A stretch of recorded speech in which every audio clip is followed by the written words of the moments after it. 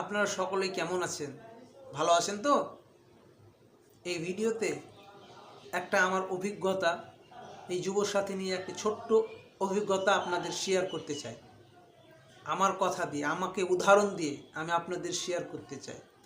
আমরা যারা Yuvasathi form fill up করেছিলাম গত ৩-৪ মাস আগে, যে দুয়ারে সরকার ক্যাম্প হয়েছিল, সেই ক্যাম্পে গিয়ে আমরা যারা অফলাইনে যুবসাথী যে ফর্ম ফিল আপ করেছিলাম এবং সেই ফর্মে আমরা যে সমস্ত ইনস্ট্রাকশান দিয়েছিলাম, আমাদের মার্কশিট, তারপরে অ্যাডমিট কার্ড, ব্যাংক ডিটেলস, এগুলো দেওয়ার পর আমরা কিন্তু প্রথম কিস্তির টাকাটা এনইএফটির মাধ্যমে পাই। কিন্তু দ্বিতীয় কিস্তির টাকাটা আমাদের কাছে এখনও পৌঁছায়নি।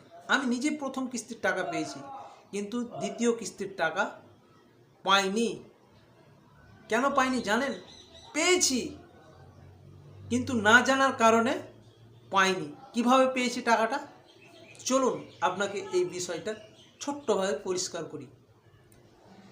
আমার একাধিক অ্যাকাউন্ট, একটা অ্যাকাউন্ট না, কয়েকটা অ্যাকাউন্ট আছে, প্রায় 2-3টা।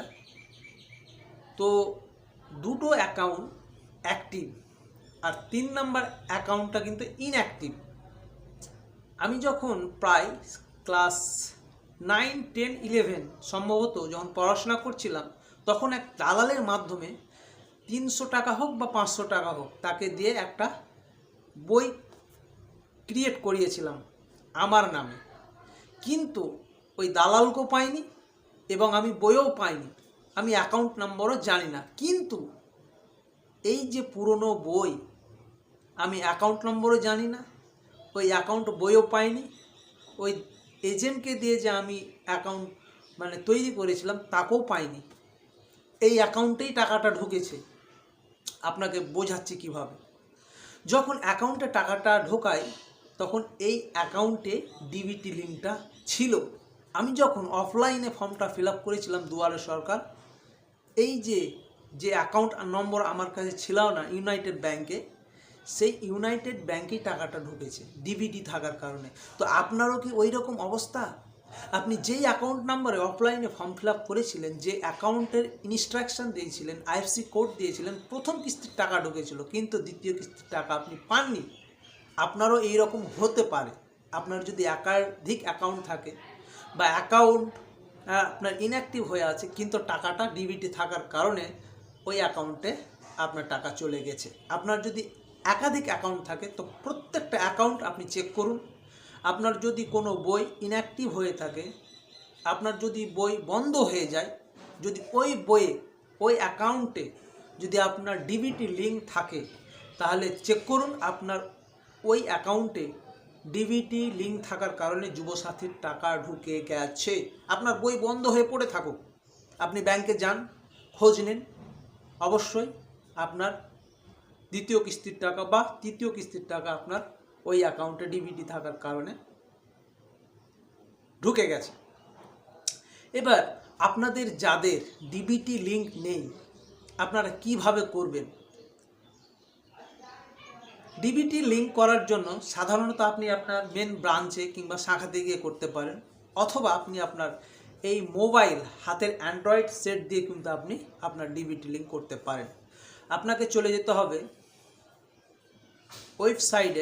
ওয়েবসাইটের নামটা হচ্ছে NPCI, national payment corporation of India. এই ওয়েবসাইটে গিয়ে আপনি যে আধার সিডিং এনেবলার, এই অপশানে চলে যাবেন। তারপরে ওইখানে আপনাকে 2টা স্টেপ ফলো করতে হবে। আপনাকে প্রথমে দিতে হবে আধার নম্বর, তারপরে আপনার অ্যাকাউন্ট নম্বর, এবং তারপরেই ওটিপি গিয়ে আপনাকে ওটিপিটা দিতে হবে। তারপরেই কিন্তু আপনাকে সাধারণত ডিবিটি লিঙ্ক করতে হবে। আর ডিবিটি লিঙ্ক প্রচুর প্রেশার, সার্ভার ডাউন, অনেক মানুষ একসঙ্গে করছে ডিবিটি লিঙ্ক, তার জন্য আপনার মোবাইলে নাও হতে পারে। আপনাকে নির্দিষ্ট সময়টা বলে দিচ্ছেন, চেষ্টা করবেন ওই সময় হয়ে যেতে পারে, সকাল 5টা থেকে 6টার মধ্যে, কিংবা রাত্রি 11টার পর, প্রায় 12টা, 1টা, 2টো, এই সময়ে আপনি যদি এই ওয়েবসাইটের মাধ্যমে আপনি ডিবিটি লিঙ্ক করেন, তাহলে আপনার ডিবিটি লিঙ্ক হয়ে যাবে, অথবা এই ওয়েবসাইটে গিয়ে আপনার ডিবিটি লিঙ্ক আছে কি না সেটাও চেক করতে পারবেন। ইউটিউবে অনেক ভিডিও আছে, আপনারা চেক করে নেবেন যে how to check DBT link, এইভাবে সার্চ করলে আপনাদের সামনে অনেক ভিডিও চলে আসবে। এইরকম ভিডিও পেতে আমাদের চ্যানেলটিকে সাবস্ক্রাইব করার অনুরোধ রইল, আর ভিডিওতে একটা লাইক দিয়ে দিবেন এই বিষয়টা আপনাকে জানিয়ে দেওয়ার কারণে।